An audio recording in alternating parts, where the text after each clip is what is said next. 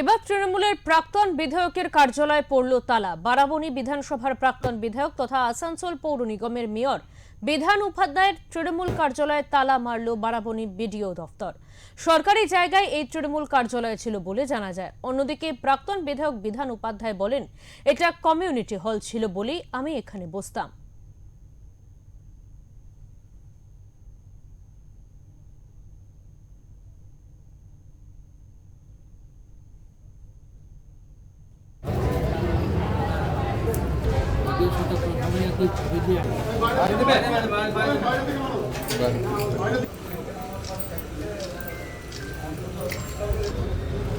তো ওটাকে community hall হিসাবে ওখানকার মানুষ করতে কমিউনিটি হল হিসেবে থাকতো, আমরা ওখানে থাকতাম, বুঝতাম।